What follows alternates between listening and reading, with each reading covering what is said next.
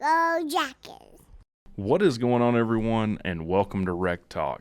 And if you hadn't been paying attention, we're 28 days until kickoff September 1st, the Benz with Louisville, and I can't wait. So it's season prediction time, everyone. I've been talking about doing it. I said the first week of August, and here we are. So before we get into it, let's talk about what preceded this and kind of program as a whole. So obviously last year, after the Central Florida game, Georgia Tech parts ways with Jeff Collins, the worst stint in Georgia Tech history. I've said it many times. I think Jeff Collins is one of the worst coaches in college football history. But this isn't a video about Jeff Collins. We promote Brent Key from offensive line coach to interim and immediately see a difference on the field, go on the road, beat a ranked Pitt. They're ranked 21st at the time.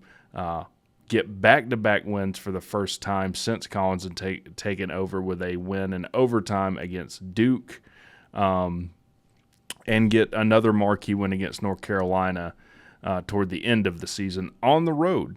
Another ranked opponent, an opponent that won the division. So there's a lot of people that are very, very pessimistic on Georgia Tech, I guess to say it nicely. The Vegas over-under is 4.5. So people thinking Tech is going to take a step back this year somehow. I'm not one of them. So I think Brent Key is the guy to coach this team. I mean, he already has results on the field. A lot of detractors to, teams just rally around the interim. And maybe that is the case some of the time, if not most of the time. But I'm telling you, when you're taking over a team that was coached this poorly, that had this many problems. I mean, our special teams were the worst in college football and one of the worst in college football history again. Brent Key takes over and makes immediate changes. Then in the offseason, we have a coaching turnover. We part ways with Chip Long, bring in Buster Faulkner from the University of Georgia. Obviously, he had a ton of success there, was pivotal in the development of Stetson Bennett to what he was able to do. I think one of the better hires in the offseason. I mean, look, Tech is not going to go out and get a guy like Riley from TCU. We're not in that financial spot. I think as far as what was realistic for them to get at OC, they got the best version of that. I just did a video on Buster Faulkner's last press conference. Very high on Buster Faulkner. We bring in Jeep Wade from App State. Jury's out for me on him, but I trust Brent Key. We bring in Josh Crawford as wide receiver coach. I'm just running through, suffice to say, ton of changes on the roster, but we do keep, I think, some really good coaches. Chris Winkie is an excellent developer of quarterbacks. I think he's one of the most underrated position coaches in college football right now, and the coach that I'm most worried, if we have the success I think we could have this season, is going to get poached off by another team. Andrew Thacker, big reason why we were able to rattle off 4 wins along with Brent Key. The defense was the cornerstone of the team, the reason that we were able to win those 4 games. The big question marks for Tech leading into this season: number one, what is this offense going to look like? We do bring in key pieces out of the portal. We bring in biggest name, Haynes King from Texas A&M. Very talented quarterback, a guy that seems like he has a very high ceiling, but has also really underperformed that talent thus far in his college career. He struggled against a team like Sam Houston State, but then has looked really good against teams like Alabama. So who knows what he's going to be able to do at Tech. But like I said, with Chris Winkie, I think we will get the most out of him we can. Also, Zach Pyron led this team, came in off scout team last year, and did the best job you could ever expect a kid that's that young to do. Tough kid, headsy kid. We interviewed him on the channel. Check that out if you haven't watched it already. We do look, wide receiver, we seem to be stacked for what Tech has been in the past. We're bringing Chase Lane, Dominic Blaylock, Abdul Janae, a ton of kids. The kid from Norcross, Zion Taylor, seems to be really good. Suffice to say, I can't see us not being better on offense than we were last year. I mean, we seem to be better across the board. We also bring in Travion Cooley from Louisville, a guy that has a ton of speed. If you can get him in space, he can really make explosive plays happen. And it seems like Evan Dickens, this kid out of IMG Academy, a kid that everyone's really high on. So, also we lose, obviously Ace Ely and Charlie Thomas at the linebacker core. We also lose cornerback Walton.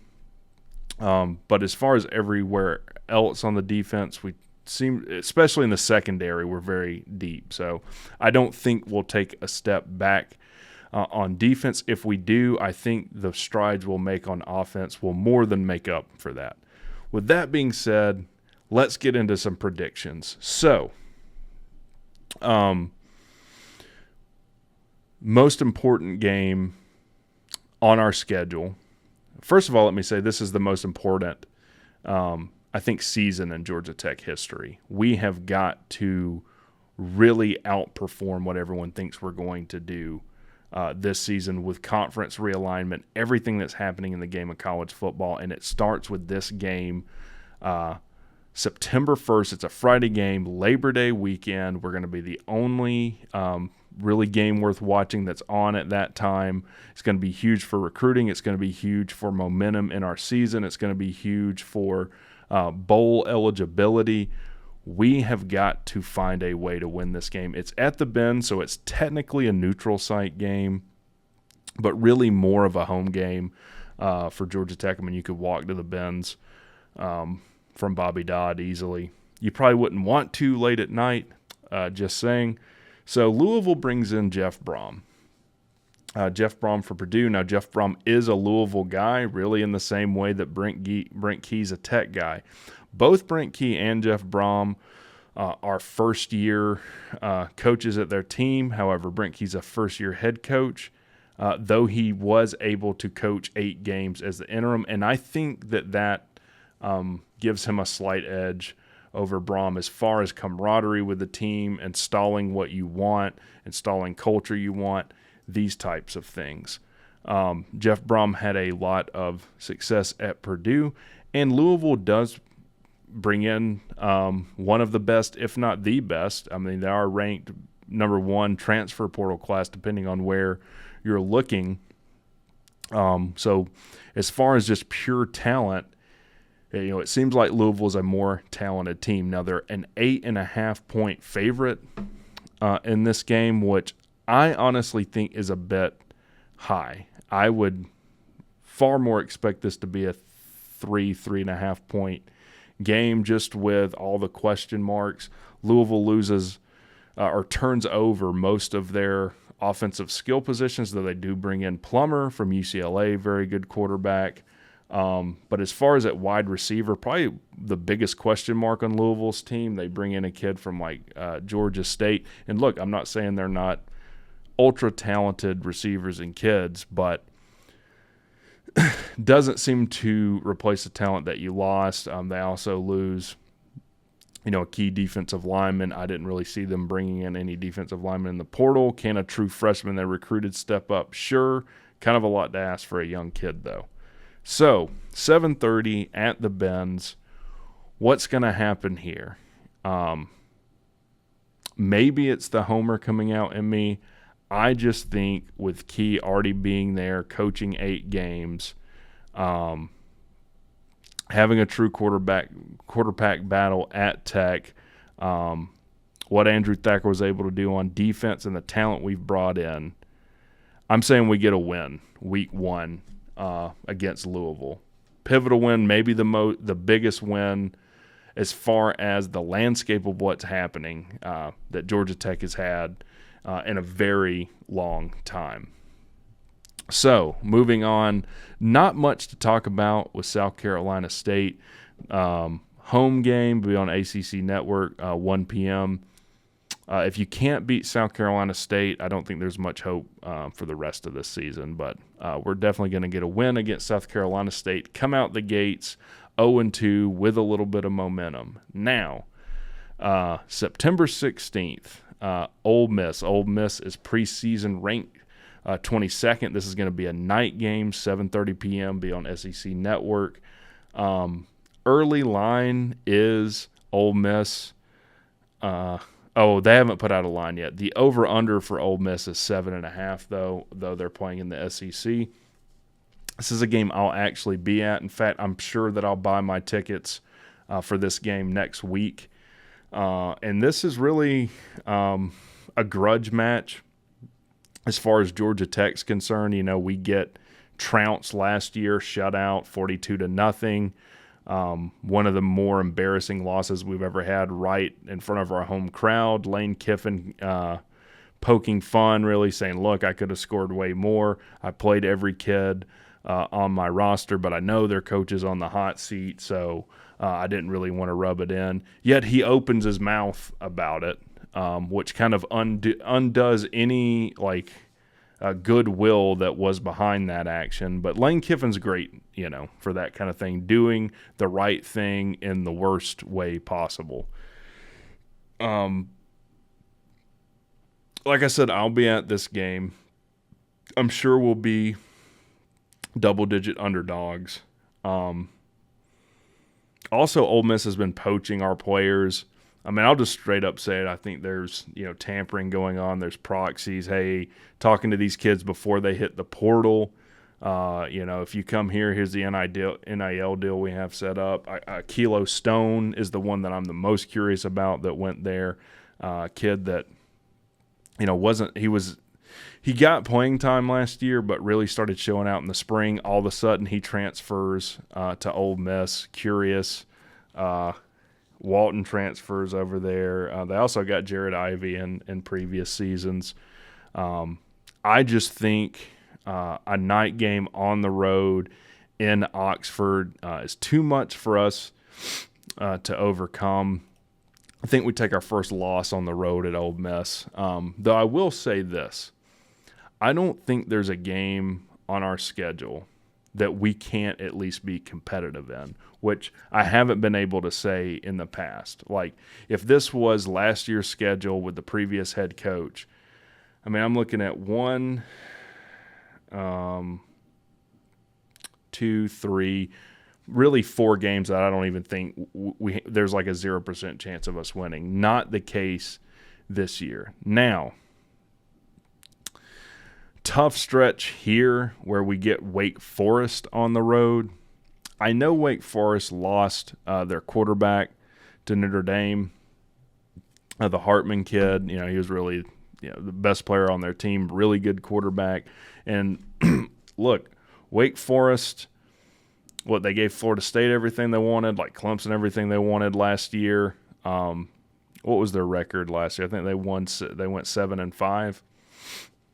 Let me make sure. I actually have their no, they went 8-5. Sorry, 7-5 doesn't even make sense. They went 8-5. On the road in Winston-Salem is tough, especially after you're on the road at Ole Miss.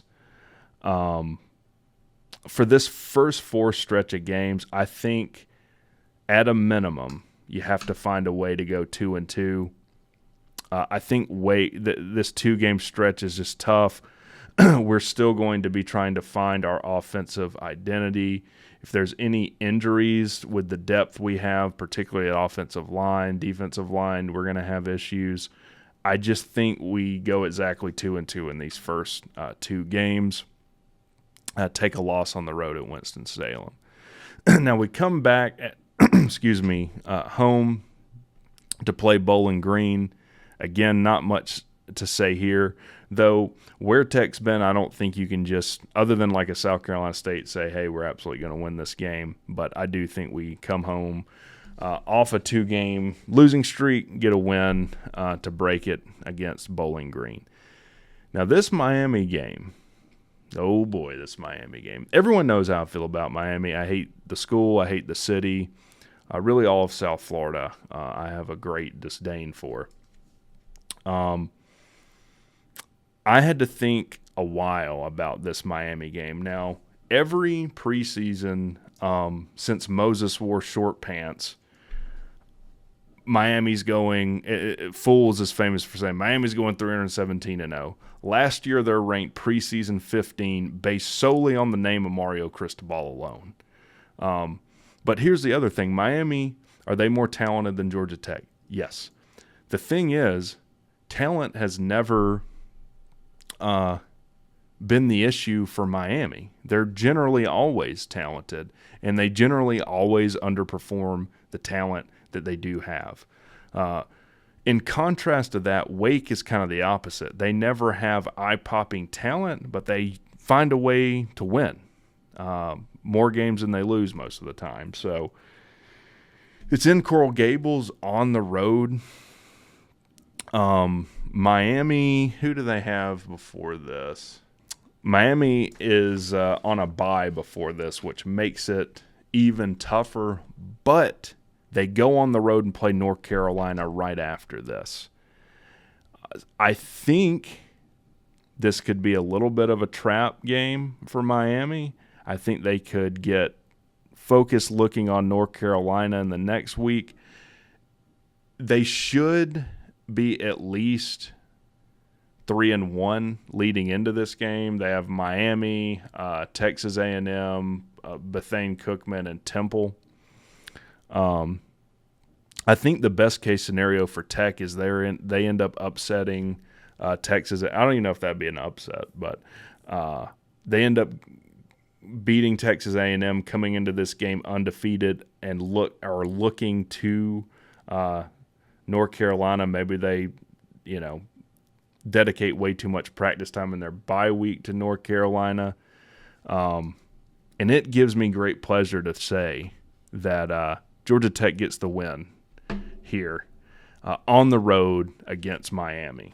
We had them on the ropes last year. Zach Pyron breaks his collarbone. I'm not sold on Miami.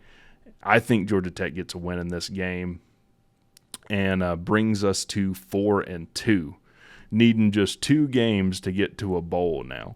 Now, we have a bye week, which is nice. I'm sure there'll be some players banged up here. It's nice to have our bye week in the middle of the season here, though I would really rather push the bye week past Boston College before North Carolina or pull it back before Miami. Either way, we get a bye. We come back home against Boston College. So Boston College is one of the 2 teams that are picked to be worse than us. They lose like their super senior quarterback last year, probably the best player on their team. Is there much to say here? I really don't see Georgia Tech losing this game. This is another team, like if we can't beat Boston College, we don't have much hope for the season, in my opinion. But from here forward, buddy, it gets pretty brutal. So we catch North Carolina at home. They're preseason 21. If you've heard C-Dog or watched the ACC show, I have a bet with a guy named Luke that's on the ACC show that if we lose this game at home to North Carolina, I will eat literal crow. Okay? So I've got a lot riding on it. Here's the thing. I don't know if you guys know this or not. Georgia Tech leads this series 32-21. And I know what North Carolina man watching is thinking, hey, who cares about anything other than recent history? So let's look at the past 10 years. Georgia Tech leads a series in the past 10 years, 6-4, and we've won the last 2, which is absolutely mind-boggling because you lost to Jeff Collins, and the famous words of Sea-Dog, you can never unlose to Jeff Collins. I think Mac Brown should have retired in the game he lost to Jeff Collins. Jeff Collins blew him out. How do you get blown out by a Jeff Collins coach team? And then last year, we were on our third and fourth string quarterback.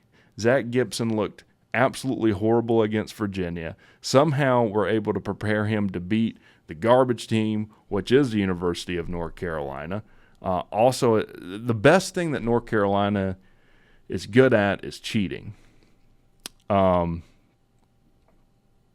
That being said, I think after this 3-game tear, and it kills me to say it because I'm going to have to eat literal crow, I think we pull a loss to North Carolina at home after this win to Boston College. So 1, 2, 3, 4, 5. Bringing us to 5-3. We're still searching for that win to get us into bowl eligibility. And we get Virginia at home.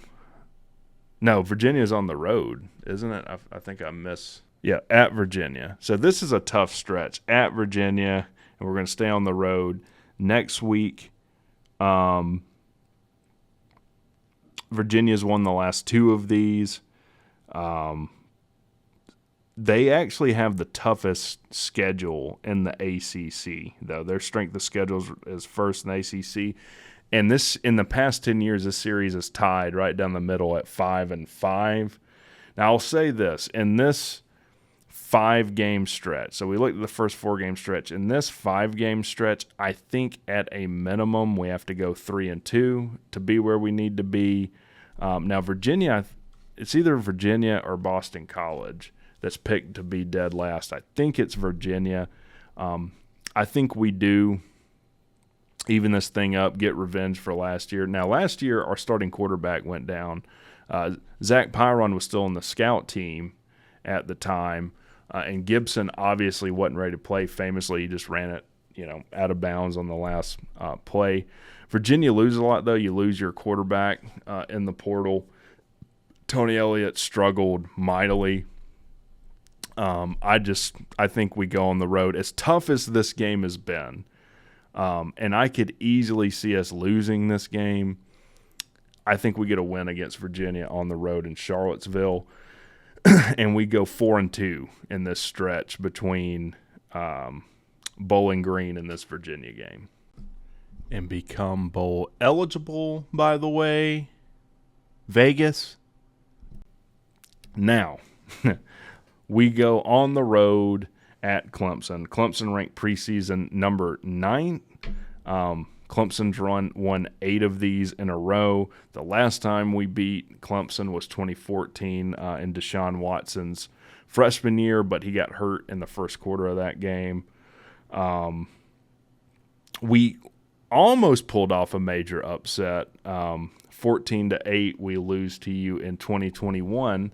And last year, you pull away toward the end of the third quarter, but the game was pretty close up to that.